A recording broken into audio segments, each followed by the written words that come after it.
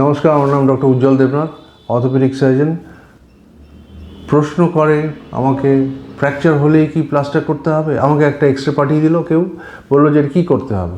তখন আমি বলি, আপনাদের এখানে আসতে হবে, ক্লিনিকে দেখাতে হবে। ফ্র্যাকচারটা কোথায় হয়েছে? আঙুলে হয়েছে কি হাতে হয়েছে, বা রিস্টে হয়েছে, বা এলবোতে হয়েছে, বা শোল্ডারে, বা পায়ে?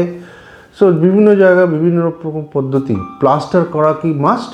প্লাস্টার করা মাস্ট অনেক সময়, কিন্তু অনেক সময় প্লাস্টার ছাড়াও আমাদের চালাতে হয়, কারণ আঙ্গুলের ফ্র্যাকচারে কোনো প্লাস্টার হয় না। এই ডিস্টাল রেডিয়াস ফ্র্যাকচারে আমাদের হাড়টা যদি ডিসপ্লেস থাকে তাহলে এটাকে বসিয়ে প্লাস্টার করতে হয়। প্লাস্টার করলে কি হয়? হাড়টা স্থির থাকে, নড়বে না। কিন্তু যদি বেশি ডিসপ্লেস থাকে বা হাড়টা গুড়িয়ে যায়, তখন হয়তো অপারেশন করতে হতে পারে। প্লাস্টারের দিয়ে হবে না কাজ। তাই আমরা বলি যে প্লাস্টার করার জন্য অনেক কিছু দেখতে হয়।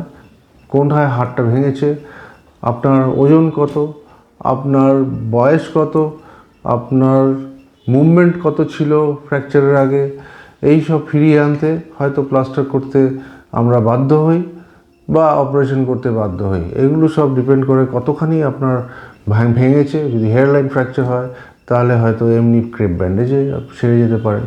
ফুট ফ্র্যাকচার হলে অনেক সময় বুট, এয়ারকাস্ট বুট দিই, খুব মডার্ন পদ্ধতি, তাতে পেশেন্ট হাঁটতেও পারে, আস্তে আস্তে হাড়ও জুড়ে যায়। এই হচ্ছে কি আমাদের বিকল্প প্লাস্টার করার। ধন্যবাদ।